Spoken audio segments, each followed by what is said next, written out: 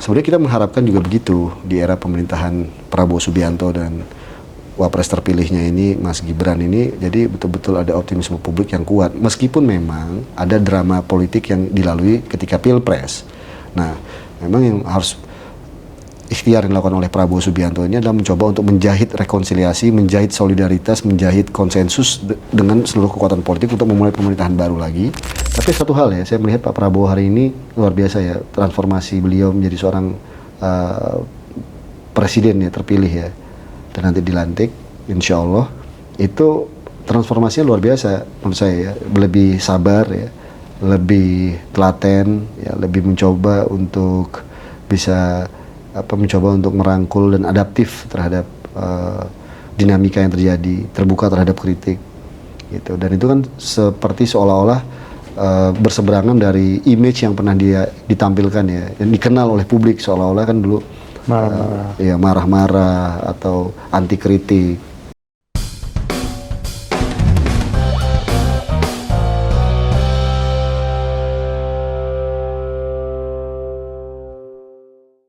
Halo, Assalamualaikum Sobat Rakyat Merdeka dimanapun Anda berada.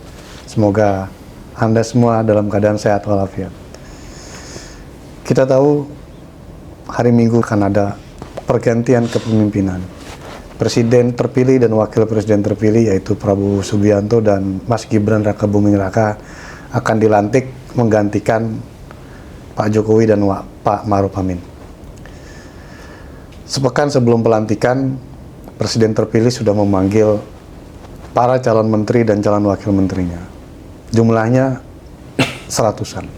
Ini seperti mengingatkan kita kepada kabinet Bung Karno di awal-awal kemerdekaan. Lantas, apakah 100 orang menteri dan wakil menteri ini serta kepala badan sudah memenuhi ekspektasi masyarakat terhadap kepemimpinan ke depan?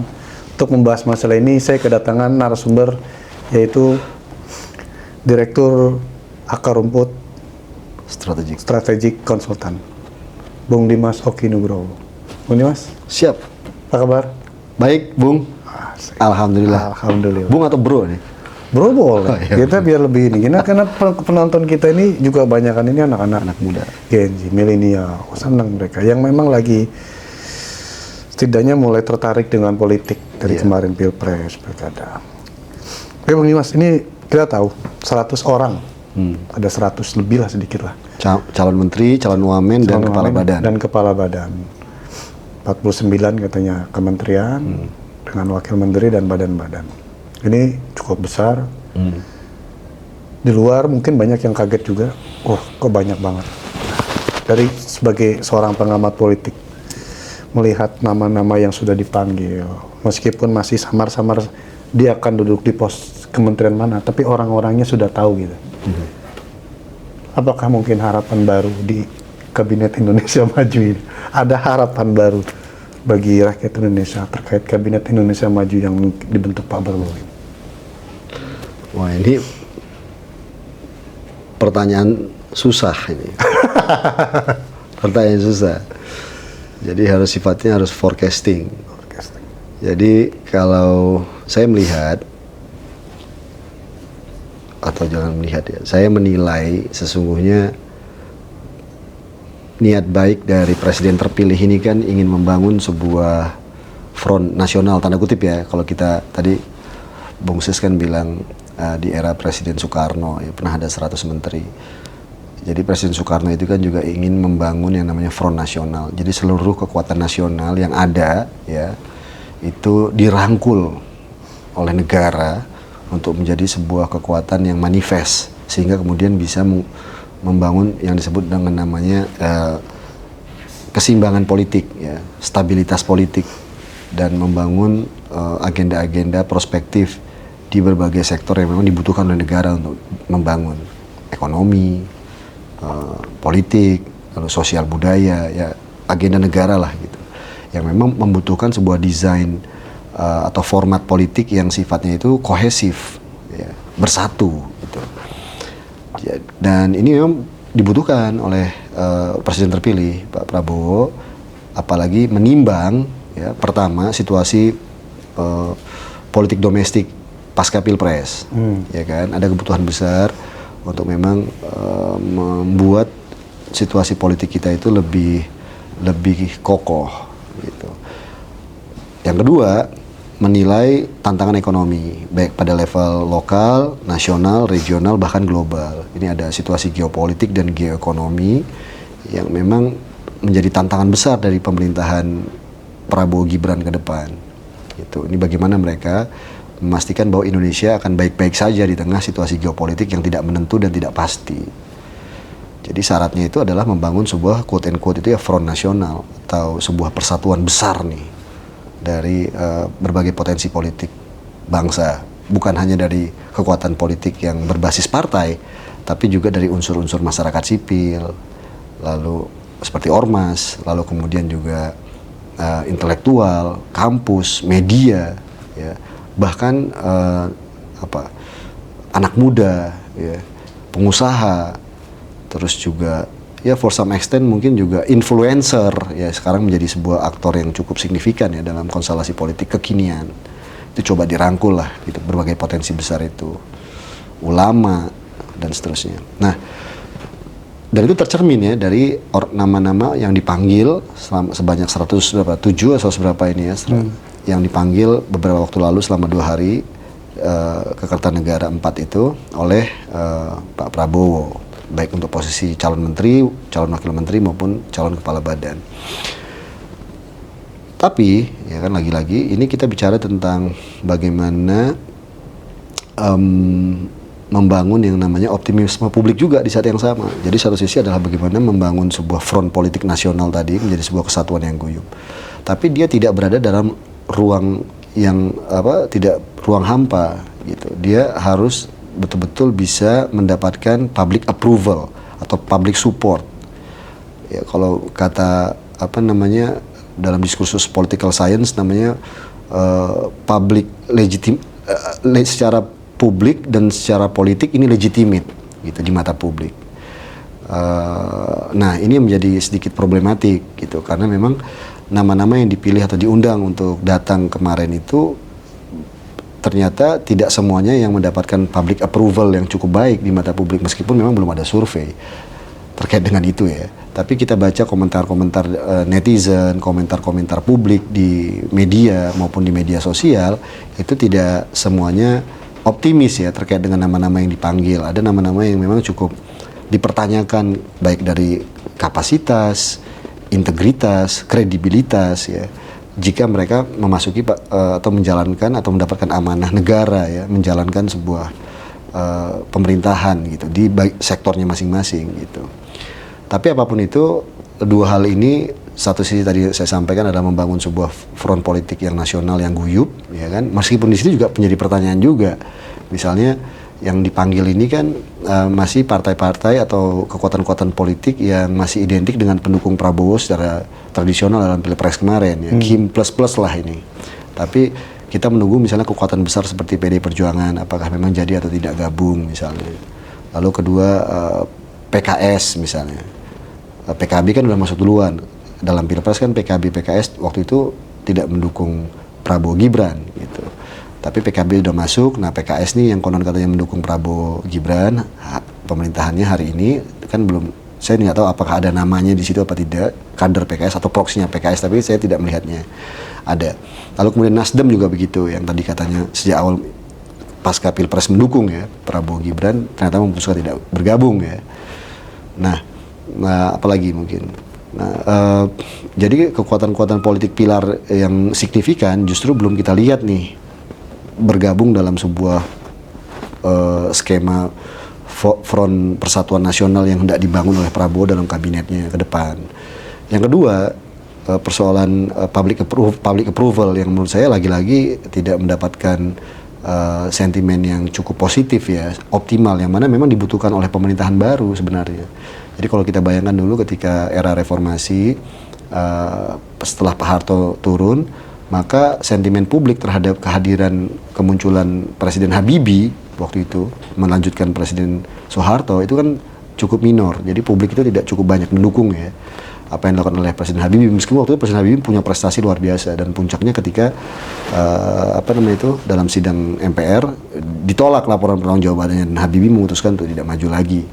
Tapi lalu optimisme publik muncul ketika Presiden Gus Dur yang terpilih dan lalu kemudian running the government, itu publik begitu antusias untuk memang mendukung pemerintahan baru yang dianggap ini pro reformasi.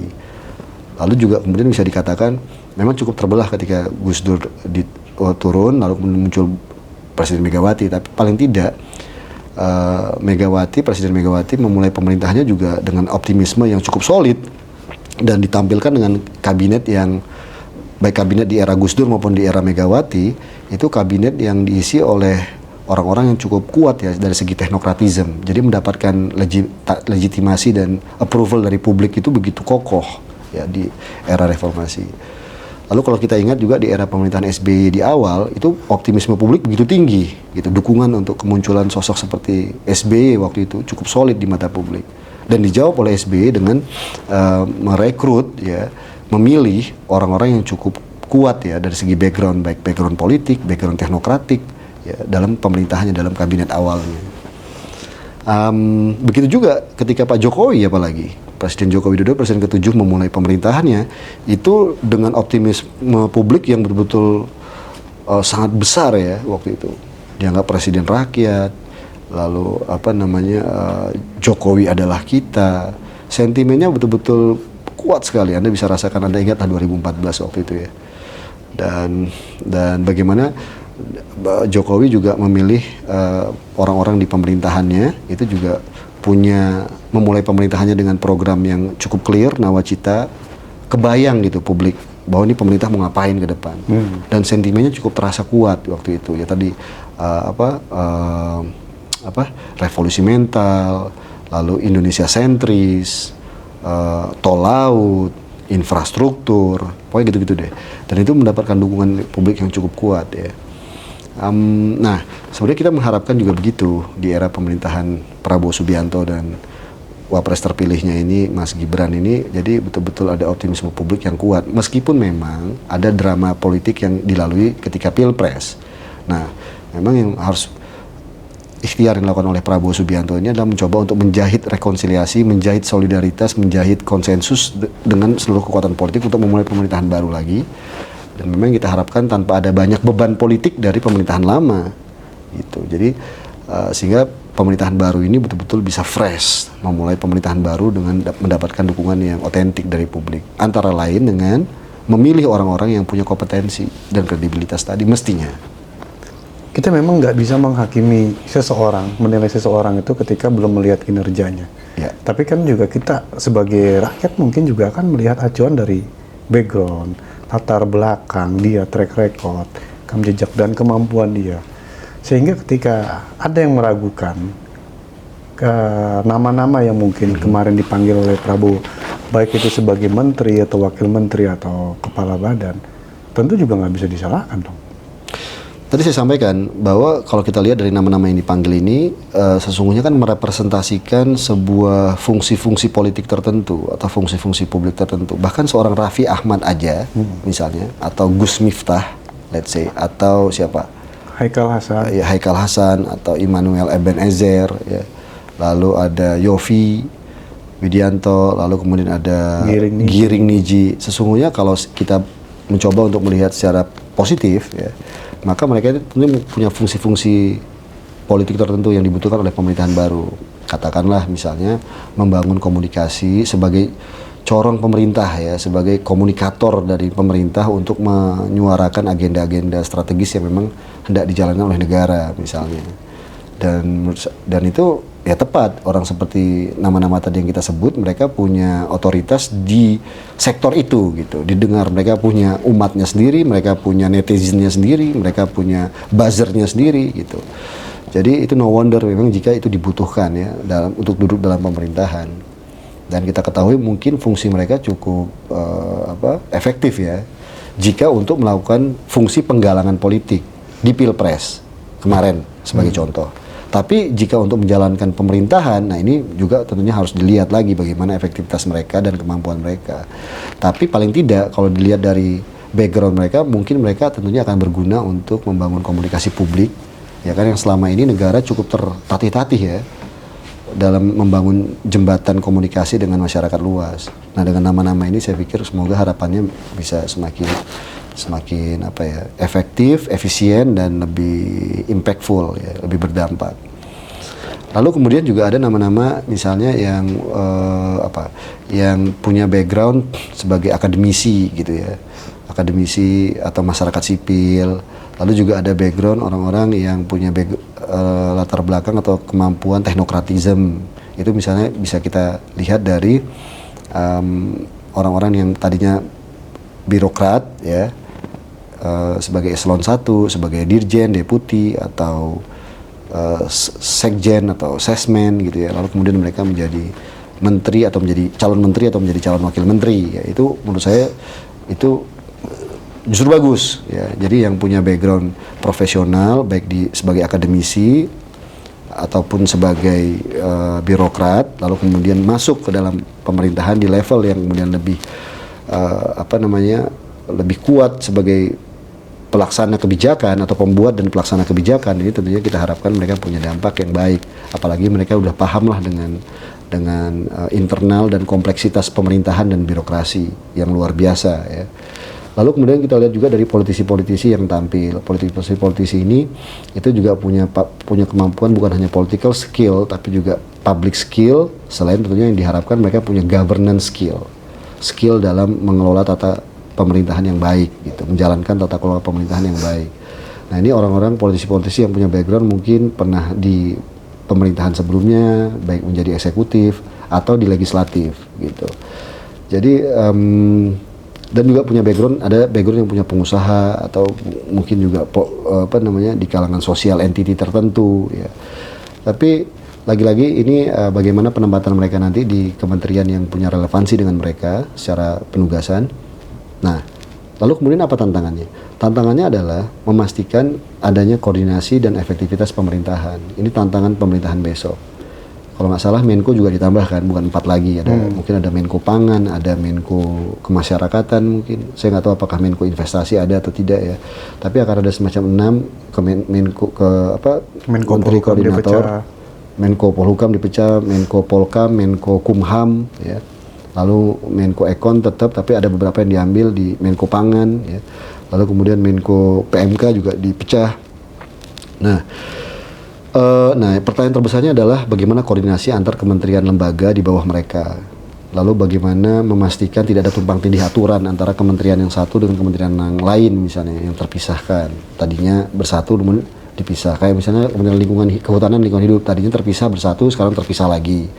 Lalu ada Kementerian Hukum dan HAM dipisah, dan dulunya dipisah sekarang digabung.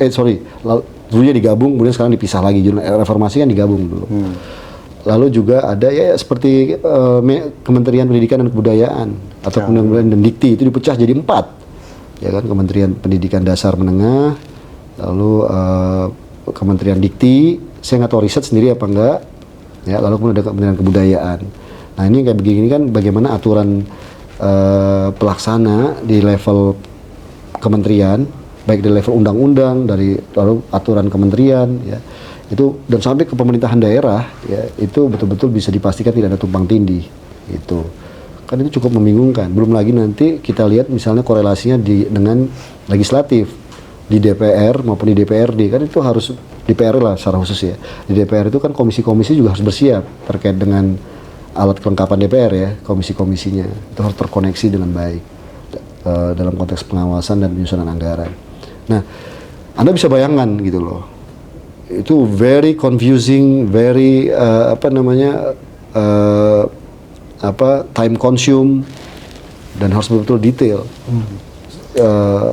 Ya, saya membayangkan akan ada beberapa kehebohan tersendiri, ya kan, dan akan ada kerumunan publik yang cukup atraktif.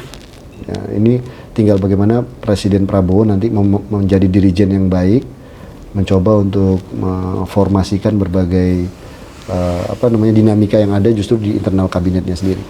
Ini kan harusnya kan kabinet keberlanjutan kan, karena pemerintahannya presiden keberlanjutan. Sehingga yang diharapkan baik Pak Jokowi sendiri maupun Pak Prabowo sendiri dalam berbagai kesempatan itu kan selalu bilang, saya ingin makanya cepat tanggal 20 malam saya umumkan, 21 saya lantik. Artinya apa? Bahwa saya ingin menteri saya langsung bekerja. Cuma kan permasalahannya adalah, ini banyak kementerian yang dipecah. Kementerian yang dipecah tentu memerlukan kan banyak sekali persiapan, baik dari segi infrastruktur, bangunan, fisik, dan SDM. Ini kan akan membutuhkan waktu yang tidak mungkin pesimis bisa langsung bekerja. Ini kan butuh waktu dan adaptasi semua. Betul. Tadi saya sampaikan, ini justru yang kita harapkan ini akan menjadi cepat kerjanya, justru saya sampaikan bisa berpotensi time consume karena akan ada potensi, karena harus melakukan apropriasi adaptasi dulu. Lalu banyak aturan-aturan harus dipenuhi supaya kemudian pemerintahan ini berjalan. Jadi kalau Anda membayangkan negara itu tidak bisa berjalan begitu aja, dia harus berjalan di atas rel yang sudah dipersiapkan itu melalui aturan, regulasi dan seterusnya. Gitu. Baru dia bisa jalan. Gitu. Nah, ini kan harus dipersiapkan, jangan sampai ada tumpang tindih, bahkan tabrakan antar institusi karena aturan-aturannya belum dipersiapkan sedemikian rupa. Gitu. Nah, dengan ditambah lagi dengan apa ya, dengan dinamika yang terjadi dalam tadi konteks begitu bervariasinya background dari para calon menteri dan calon wakil menteri ini, saya pikir ini juga menjadi menarik ya setahun ke depan ini. Ya kita lihat tadi Bung Sis kan bicara tentang pemerintahan Bung Karno ada 100 kabinet 100 menteri ya. Dan kabinet 100 menteri Anda tahu nggak bertahan cuma berapa lama? Berapa lama? 2 bulan. 2 bulan. 2 bulan. Jadi ya kalau bagi Presiden Prabowo tentunya ketika beliau memanggil seseorang dan meminta kesediaannya setelah melakukan interview mungkin profiling dan seterusnya, lalu kemudian wawancara ya, lalu kemudian menandatangani fakta integritas, maka yang akan diukur kemudian adalah bagaimana outputnya. Nah outputnya itu ukurannya berapa lama? 3 bulan, 6 bulan, 9 bulan, setahun, ya kan gitu. Jadi dan seorang pemimpin itu, dan saya harapkan Pak Prabowo harus juga berani ya sebagai seorang pemimpin ya, ksatria politik untuk memastikan apa outputnya bagi mereka, apa judgementnya terkait dengan kinerja mereka, dan memastikan bahwa yang bersangkutan ini, para orang-orang yang kemudian dipercaya ini punya impact atau tidak ya terhadap program-program yang dijalankan untuk masyarakat luas, berani untuk memastikan bahwa mereka ini layak untuk tetap dipertahankan, tetap diandalkan, atau kemudian memang tidak bisa lagi untuk dipertahankan misalnya terkait dengan justifikasi profesional dan kinerja misalnya, atau integritas misalnya. Itu penting gitu, karena lagi-lagi balik kepada keharusan dari sebuah negara atau pemerintah untuk mendapatkan dukungan rakyat secara optimal. Tadi public approval itu penting banget gitu oleh sebuah pemerintahan gitu. Jadi jangan kemudian kinerja individual menteri atau wakil menteri atau kepala badannya tidak perform atau tidak cukup baik di mata publik, lalu kemudian justru akan berdampak pada performa pemerintahan secara keseluruhan. Tapi Anda bisa bayangkan masyarakat dan bahkan mungkin media mungkin akan bingung kali. Ada 49 kementerian, bagaimana cara ngawasin satu persatu, isunya banyak banget, gitu kan. Jadi juga media dan masyarakat sipil, baik NGO, kampus, lalu kemudian legislatif, ya, bahkan pengamat politik itu juga harus betul-betul detail dan melakukan filing yang cukup baik ya, kategorisasi yang cukup baik terkait dengan bukan hanya institusi kementeriannya, tapi juga aktor-aktornya, orang-orangnya, namanya. Saya nggak yakin tuh anak pelajar kita atau mahasiswa kita hafal nanti. Atau bahkan saya juga nggak yakin misalnya presiden sendiri atau itu bisa hafal satu persatu itu menteri dan wakil menterinya, gitu. Jadi menteri, menarik sekali. Menteri ini siapa, jabatannya apa? Ya, jangan sampai siapa lu katanya. Pak, saya menterinya Bapak, atau saya wakil menterinya Bapak. Masa? Itu kan tambah lucu kalau begitu. Terus ini kembali lagi tadi. Kemarin kan pemanggilan kemarin kan banyak juga yang cukup mengejutkan, nama-nama yang mengejutkan, gitu kan. Salah satu selain nama-nama yang muncul mengejutkan, juga ini kan juga yang mengagetkan juga, ini kan soal kayak wacana yang sebelumnya cukup ramai itu bahwa PDIP akan masuk kabinet. Ternyata kemarin tidak ada satupun kader PDIP yang dipanggil ke Kertanegara. dan mengikuti pembekalan yang digelar di Hambalang. Apakah masih ada peluang PDIP itu tiba-tiba masuk? Tunggu, kita harus klarifikasi. Berarti Marwara Sirait dan Budiman Sujatmiko itu mantan PDI ya? Ya, mantan PDI. Kan sudah dipecat. Sudah dipecat. Marwara dia mengundurkan diri. Gibran kader PDI nggak? Gibran, kalau menurut pernyataan dari kepala pihak-pihak ya, pihak dari PDI Solo, kan sudah enggak. Ya, enggak, saya cuma mau ngomong bahwa gini. Ya kenyataannya secara formal memang kita tidak melihat ada kader PDI yang dipanggil ya. Kecuali sempat tuh Pramono Anung, itu pun ternyata dia jawab bukan dalam kapasitas sebagai calon menteri gitu. Tapi memang secara kelembagaan memang PDI Perjuangan itu belum terlihat, belum dipanggil. Ya kita kan juga nggak tahu ya, sampai ini masih kata Profesor Dasko sendiri kan bahwa ini masih sangat dinamis, ya kan? Akan ada 1, 2, 3 nama kemungkinan besar yang masih akan tetap dipanggil di hari-hari berikutnya. Itu pernyataan di media yang saya baca kemarin sih. Artinya namanya politik itu kan seni berkemungkinan, Mas. Gitu. Jadi saya tetap melihat ada potensi tetap PDI Perjuangan akan dirangkul dengan tadi saya sampaikan prinsip atau doktrin atau fatsun keinginan pemerintahan baru untuk membangun sebuah kekuatan politik nasional yang kokoh. Gitu. Meskipun pertanyaan kemudian adalah bagaimana dengan demokrasi, bagaimana dengan oposisi, bagaimana dengan check and balances gitu. Kita udah jawab dengan bahwa akan ada situasi namanya asimetrik positioning politik ya, yang bisa jadi akan sangat dinamis gitu. Belum tentu satu partai dengan partai yang lainnya ketemu di isu yang lain gitu. Mungkin mereka sepakat di satu isu sektoral tertentu misalnya, tapi let's say kemudian di isu lain mereka bisa tidak sepakat. Sama seperti kasus pansus haji itu. Ada mereka bisa sesama koalisi bisa tidak sepakat atau tidak bersama atau bisa melakukan pertarungan politik di legislatif. Selama itu di dalam sebuah kelembagaan politik, kelembagaan demokrasi, saya pikir itu valid. Terjadi proses demokrasi. Tapi ketika pengambilan keputusan sudah diambil, sudah dilakukan, maka keputusan tersebut harus dijalankan ya. Tapi tetap harus dikontrol pengawasannya, dan jadilah peran lembaga legislatif maupun masyarakat sipil itu tetap berjalan, media termasuk gitu. Dan saya tidak melihat bahwa kemudian ketika front atau kekuatan politik nasional diperkuat lalu kemudian akan mengorbankan demokrasi begitu saja gitu. Dan kita sudah lihat lah, Indonesia ini sunatullahnya ini sangat dinamis gitu. Jadi setiap negara atau setiap pemerintah atau rejim yang berniat hendak membekukan demokrasi, mematikan demokrasi, membunuh suara-suara alternatif, itu pasti akan gagal. It's a matter of time gitu. Dan itu teruji sampai sekarang.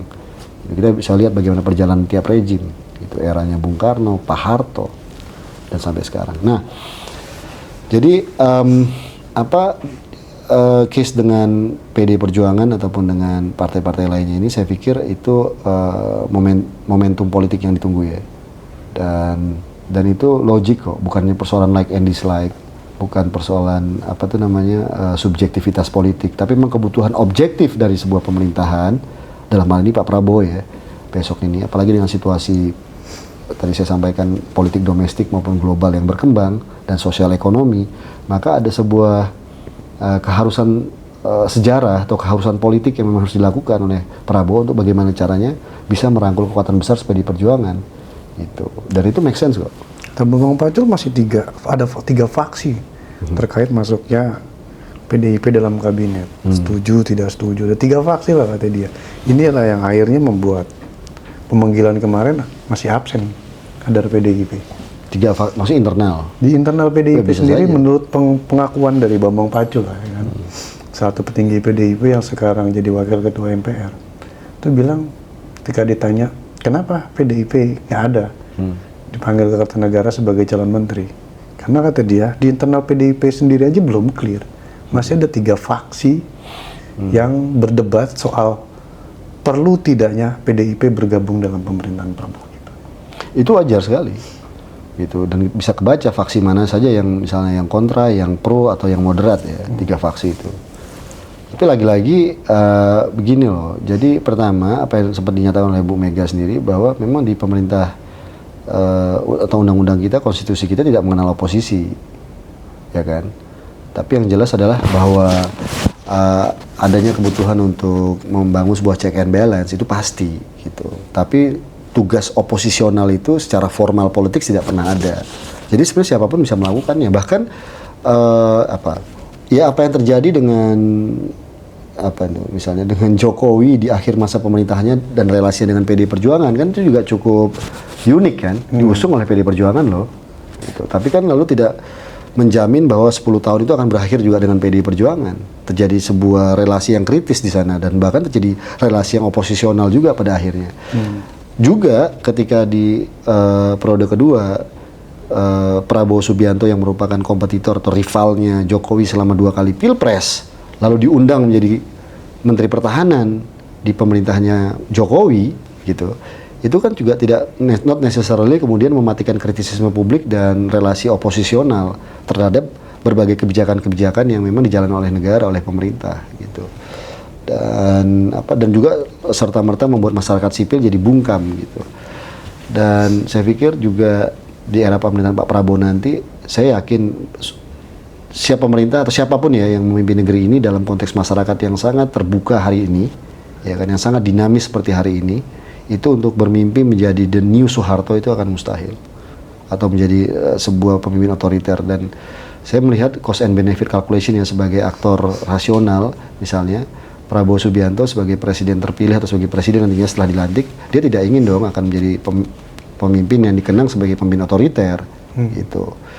Tapi juga kita harapkan juga jangan menjadi bingung ya dalam berbagai opsi-opsi politik yang bisa dijalankan. Tapi satu hal ya, saya melihat Pak Prabowo hari ini luar biasa ya, transformasi beliau menjadi seorang presiden ya terpilih ya, dan nanti dilantik, insya Allah itu transformasinya luar biasa menurut saya ya, lebih sabar ya, lebih telaten ya, lebih mencoba untuk bisa mencoba untuk merangkul dan adaptif terhadap dinamika yang terjadi, terbuka terhadap kritik gitu. Dan itu kan seperti seolah-olah berseberangan dari image yang pernah dia ditampilkan ya, dan dikenal oleh publik seolah-olah kan dulu marah-marah atau anti kritik. Justru Prabowo Subianto hari ini cukup akomodatif ya, dan moderat dalam menerima political challenge atau public criticism dari siapapun. Bahkan dalam melakukan relasi politik dengan Presiden Jokowi kita lihat kan, ada yang menyatakan ya apa yang terjadi dengan Fufu Fafa dan lalu bagaimana endingnya hari ini kan saya melihat luar biasa ya, kebesaran kenegarawanan seorang Prabowo gitu. Apakah ini sifatnya temporer atau sifatnya permanen ya, itu nggak penting. Yang penting adalah bagaimana sesungguhnya orang ini, Prabowo Subianto, itu punya visi besar ya terhadap membangun sebuah negara. Berarti the new Prabowo berhasil nih? Itu kan yang kemarin sempat dibangun di Pilpres 2024. The new Prabowo ya sukses ya, paling tidak sampai hari ini ya. Bagaimana dia lalu kemudian merespon isu Fufu Fafa misalnya. Yang paling hebat kita lihat di publik kan ini bagaimana Fufu Fafa ya. Tapi Prabowo dengan kenegarawanannya, dengan jiwa besarnya, dia bisa menghadapi situasi ini gitu. Dan itu memang harus dilakukan karena ya tadi saya sampaikan, apakah itu karena sentimental atau transformasi yang sifatnya romantik ya dari seorang Prabowo, itu enggak. Tapi lebih rasional gitu. Karena memang yang dibutuhkan, yang dimenangkan hari ini harus pemerintahan yang stabil dan guyup gitu. Sehingga keguyupan atau sikap yang sama Anda bisa bayangkan terhadap Fufu Fafa bisa seperti itu, ya kan? Apalagi terhadap PDI Perjuangan, apalagi terhadap kekuatan-kekuatan politik yang lain, gitu. Jadi the new Prabowo ini memang dibutuhkan dalam menjembatani transisi dan transformasi politik ke depan. Oke, kalau PDIP memang ketika belum ada nama kader yang dipanggil sebagai calon menteri, itu mungkin masih anggap wajar karena sampai saat ini pun PDIP belum memutuskan berada di dalam pemerintahan ataupun tidak. Justru Nasdem dan PKS yang sudah declare mendukung pemerintah, ternyata namanya nggak ada. Kalau Nasdem bilang kan kita tidak menyodorkan nama, PKS yang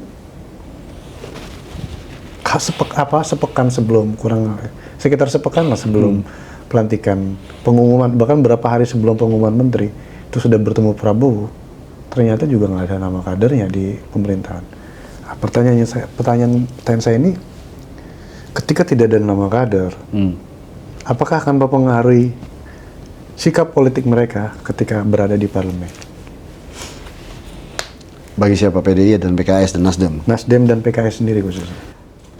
Pastilah akan ada dinamika politik gitu, dan seorang Prabowo Subianto yang menjadi presiden ke-8 ya. Dan orang ini kan sudah berinteraksi dengan diskursus presiden atau di Indonesia itu sejak zaman Bung Karno, sejak beliau masih kecil menjadi diaspora, ya kan, ikut ayahnya keliling dunia karena exile ya, lalu kemudian pulang, lalu di era Pak Harto, lalu di era Habibie, di era Gus Dur, Mega, dan lalu kemudian SBY, lalu Jokowi, beliau nyaris intensif berinteraksi dan beliau belajar dari situasi itu gitu, dan tetap konsisten. Jadi saya pikir, saya tidak mengenal Prabowo ya, secara pribadi, tapi saya mencoba untuk menganalisis ya secara perilaku politik beliau dan bagaimana kecenderungan politik beliau, pemikiran politiknya. Jadi saya melihat bahwa menghadapi dinamika yang terjadi besok ini baik di parlemen maupun di luar parlemen, Prabowo akan punya cara sendiri untuk bisa menghadapinya. Nah, tinggal sikap-sikap politik yang akan dijalankan oleh partai-partai ini. Kalau saya melihat apa yang terjadi sekarang antara PDI Perjuangan dengan Prabowo misalnya, atau PDI Perjuangan atau Nasdem dengan Prabowo misalnya, ini selain persoalan bahwa untuk menjaga keseimbangan politik, tapi juga ini ada negosiasi politik yang mungkin masih berjalan, ya itu saja. Belum clear. Kalau kita bicara aktor rasional, ya, politik sebagai sebuah pilihan-pilihan rasional, maka tentunya ada proses di mana terjadi komunikasi dan negosiasi politik gitu. Dan ini masih belum match aja gitu. Tapi bahapun kalau mereka masuk, saya tidak melihat tidak akan ada check and balance, justru tetap ada. Karena sunatullahnya kita ini selalu majemuk, Bung.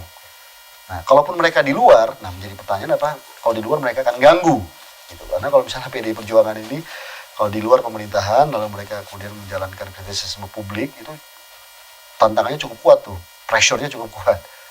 Ya, Anda bisa lihat di pemerintahan ketika PDI Perjuangan berada di luar pemerintahan zaman Pak SBY misalnya, itu kan tantangannya cukup kuat gitu bagi pemerintahan untuk memikirkan zaman itu Presiden SBY bagaimana caranya bisa memastikan pemerintahan berjalan lancar dan baik gitu, baik di parlemen maupun di publik.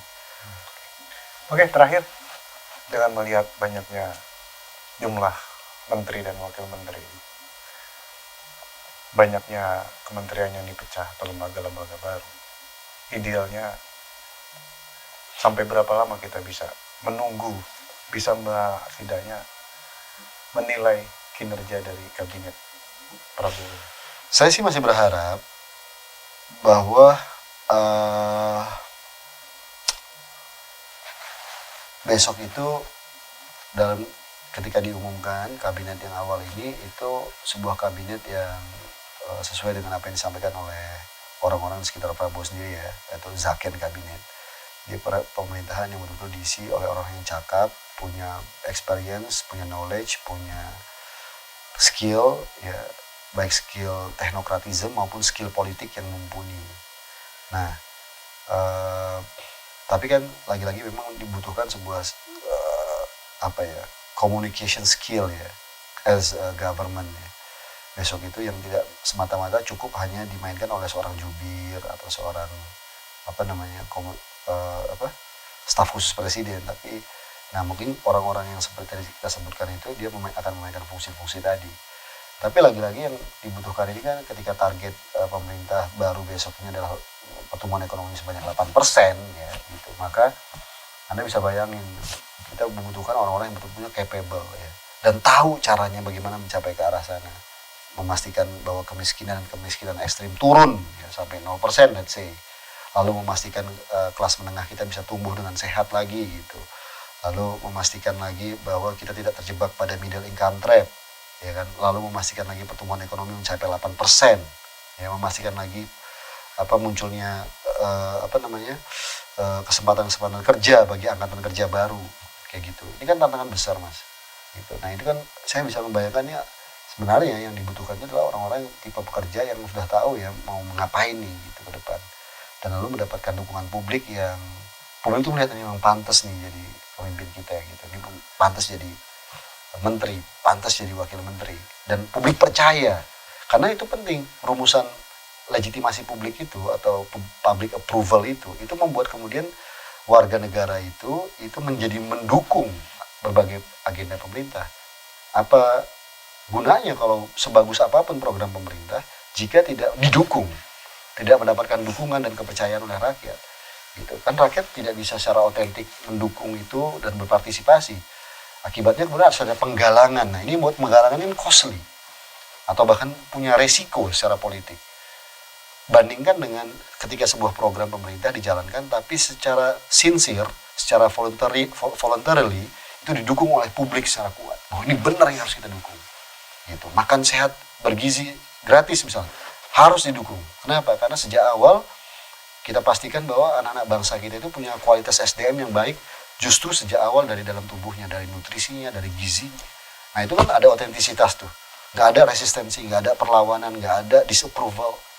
Itu yang dibutuhkan kan dalam setiap kebijakan. Gitu. Itu memang harus ada format politik tertentu.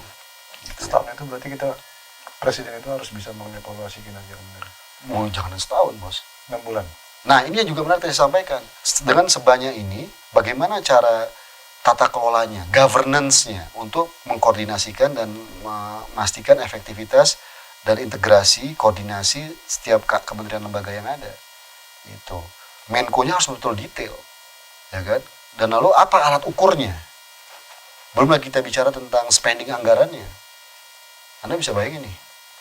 Gitu. Mau berbasis kinerja, berbasis anggaran, berbasis apa gitu, penilaian terhadap kinerja tiap-tiap kementerian gitu. Dan lalu memastikan bahwa tidak ada aturan yang tumpang tindih dan bertabrakan. Jadi evaluasi ini harus cepat, tapi apapun itu kita mengapresiasi, kita mendukung ya, punya kita publik menurut saya harus punya goodwill terhadap dan berempati ya terhadap pemerintahan baru Prabowo Subianto, karena memang tidak mudah memimpin Indonesia dan dia salah satu orang yang punya, menurut saya punya komitmen ingin memperbaiki Indonesia. Nah, tinggal bagaimana, cuman caranya seperti apa kan. Setiap negara harus punya format politik untuk memastikan bahwa agenda-agenda pemerintahan yang hendak dilakukan itu berjalan dengan baik dan didukung oleh rakyat. Artinya kita tunggu saja gebrakan-gebrakan yang dilakukan oleh Prabowo bersama 100 orang anak buahnya. Oke, demikian Sobat Rakyat Merdeka, obrolan saya dengan Bung Dimas Oki Nugroho. Semoga menjadi informasi yang bermanfaat bagi kita semua. Bung Dimas, makasih waktunya atas kesediaannya. Sehat selalu. Datang. Sehat dulu. Sobat Rakyat Merdeka, jangan lupa like and subscribe YouTube Rakyat Merdeka TV dan nantikan program-program ngegas berikutnya. Salam Rakyat Merdeka. Salam Rakyat Merdeka.